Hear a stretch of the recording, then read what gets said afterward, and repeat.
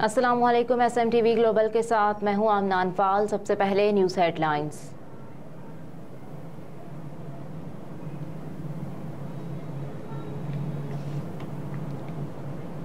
खैबर पख्तूनख्वा के अस्पतालों में अद्वियात की किल्लत, हुकूमत ने नोटिस ले लिया। निगरान हुकूमत ने अद्वियात की किल्लत की शिकायत मौसूल होने पर डायरेक्टर जनरल हेल्थ सर्विसेज के नाम मरासला लिख दिया। मरासले में कहा गया है कि अस्पतालों और BHOs में अद्वियात की किल्लत की शिकायत सामने आई है, जिस पर वज़ीर आला के निगरान मुशीर ने अद्वियात की कमी का नोटिस लिया।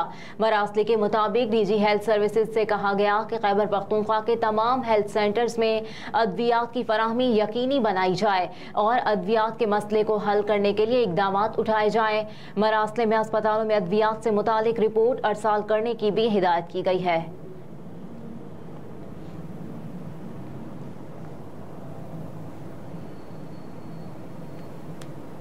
मोहसिन नकवी का DHQ अस्पताल कसूर का दौरा, सहूलियात का जायजा लिया। निगरान वज़ीर आला पंजाब मोहसिन नकवी ने मरीजों की आयादत की और अस्पताल में मुहैया करदा तिब्बी सहूलतों के बारे में इस्तफसार किया।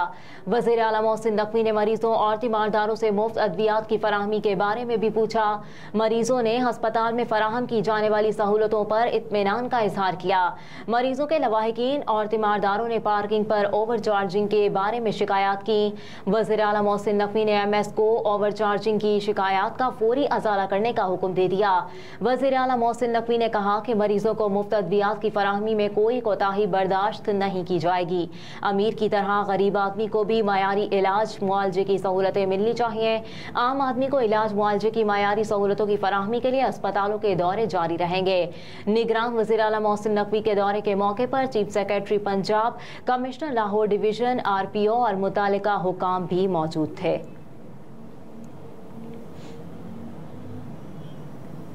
चाइल्ड प्रोटेक्शन ब्यूरो ने तशद्दुद का शिकार बच्ची को तहवील में ले लिया। तफसीलात के मुताबिक चेयरपर्सन सारा अहमद की हिदायत पर चाइल्ड प्रोटेक्शन ब्यूरो ने तशद्दुद का शिकार बच्ची को अपनी तहवील में ले लिया। चेयरपर्सन सारा अहमद ने बताया कि सोशल मीडिया पर ओकाड़ा के इलाके में कमसिन बच्ची पर तशद्दुद की वीडियो वायरल हुई। कमसिन बच्ची को उसकी मां ने तशद्दुद का निशाना बनाकर वीडियो वायरल कर दी। बच्ची की नानी की दरख्वास्त पर पुलिस ने कमसिन बच्ची पर तशद्दुद करने वाली मुलजिमा को गिरफ्तार कर लिया, जबकि चाइल्ड प्रोटेक्शन ब्यूरो ने तशद्दुद का शिकार कमसिन बच्ची को तहवील में ले लिया है। कमसिन बच्ची को मकान मुकम्मल तहफ़्फ़ुज़ और तालीम और सेहत की सहूलियात फराहम की जाएंगी।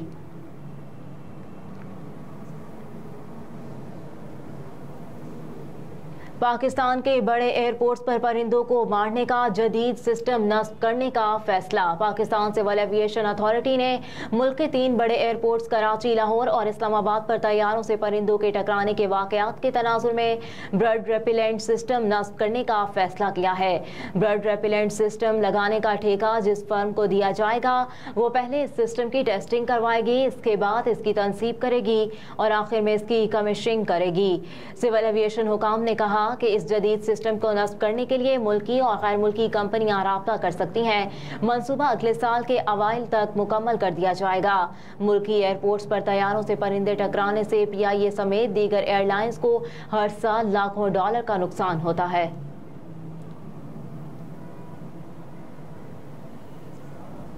लाहौर में बारिश से बिजली का तरसीली निज़ाम बुरी तरह मुतासिर हो गया। 200 फीडर ट्रिप कर गए। फीडर ट्रिप होने और दीगर तकनीकी खराबियों के बायस मुतादिद इलाके बिजली से महरूम हो गए।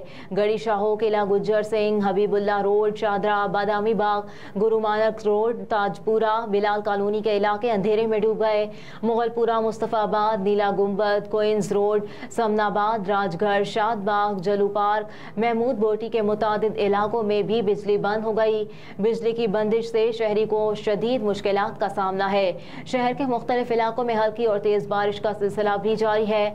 शहर में सबसे ज्यादा बारिश गुलशन रावी में 68 millimetre, jail road 25, airport 9, Gulberg में 33, लक्ष्मण चौक में 67 मिलीमीटर रिकॉर्ड की गई। अपर माल में 32, मुगलपुरा में 24, ताजपुरा में 40, निश्तर टाउन में 21 और चौक नाखदा में 13 मिलीमीटर बारिश रिकॉर्ड हुई।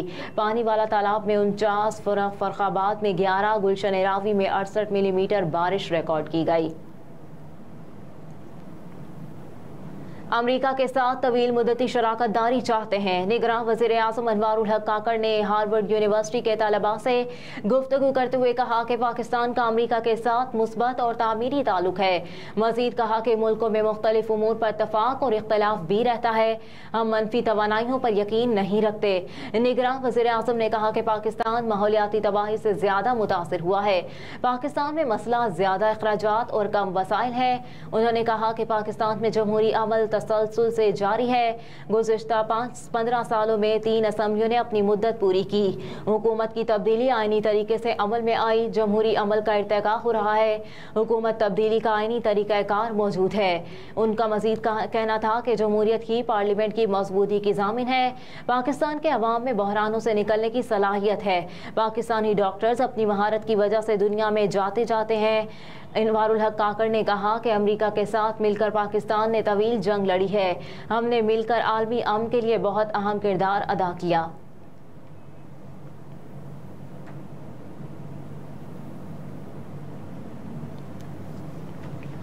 अली वजीर ईमान मजारी की दरख्वास्त जमानत पर समाअत बगैर कार्रवाई मुलतवी कर दी गई। इंसदाद दहशतगर्दी अदालत में ईमान मजारी और अली वजीर की जमानत बाद अज गिरफ्तारी की दरख्वास्त पर समाअत हुई। ड्यूटी जज राजा जवाद अब्बास हसन ने दरख्वास्त से जमानत पर समाअत की। इंसदाद दहशतगर्दी अदालत के जज अबुल हसनान जुल्करनैन के रुखसत पर होने के बायस समाअत ड्यूटी जज राजा जवाद अब्बास हसन ने की। ड्यूटी जज ने केस की समाअत बगैर कार्रवाई के 28 अगस्त तक मुलतवी कर दी। अदालत ने आइंदा समाअत पर मुल्जिमान की दरख्वास्त जमानत पर दलाइल भी तलब कर लिए।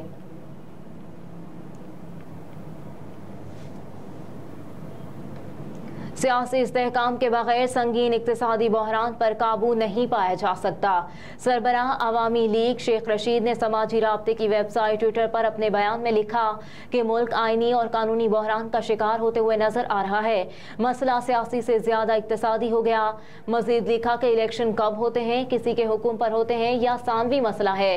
पेट्रोल के निर्ख और बिजली का बिल गरीब का सबसे बड़ा मसला है। पाकिस्तान में पहली मरतबा चीनी और आटे का एक ही भाव 170 रुपए फी किलो हो गया है। गरीब आटा खरीदे, बिजली का बिल, घर का किराया दे या बच्चों की फीस दे, सारी चीजें एक तनख्वाह में मुमकिन नहीं है। शेख रशीद ने मजीद कहा कि अवाम का नाम ही रियासत है और अवाम संगीन तरीन मुआशी और सियासी बहरान के शिकंजे में आ गए हैं। गरीब का घर चलाना अब बुनियादी मसला है जिस पर कोई तवज्जो नहीं दे रहा और इस मसले पर काबू पाना हुकूमत की सबसे अहम तरीन जिम्मेदारी है।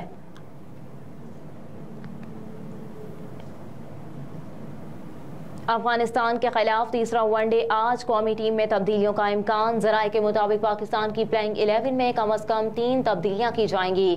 कौमी टीम मैनेजमेंट ने सीरीज अपने नाम करने के बाद तब्दीलियों का फैसला किया है। टीम मैनेजमेंट ने प्लेइंग 11 में 4 तब्दीलियों के बारे में भी गौर किया।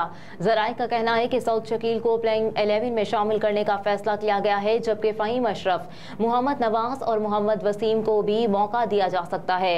इफ्तिखार अहमद, उसामा मीर, नसीम शाह और हारिस रऊफ को आराम देने की तजवीज़ है। तहम प्लेइंग 11 का हतमी फैसला टॉस से कबल किया जाएगा। तीसरा वनडे मैच जीतकर पाकिस्तानी टीम वनडे रैंकिंग में नंबर 1 पोजीशन पर आ जाएगी।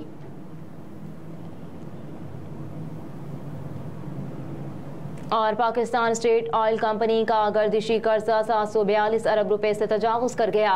तफसीलात के मुताबिक पाकिस्तान स्टेट ऑयल कंपनी का गर्दिशी कर्जा बेकाबू होने की वजह से PSO को कारोबारी मुश्किलात का भी सामना है। सुई नॉर्दर्न गैस कंपनी के ज़िम्मे PSO के 451 अरब 11 करोड़ रुपए हैं।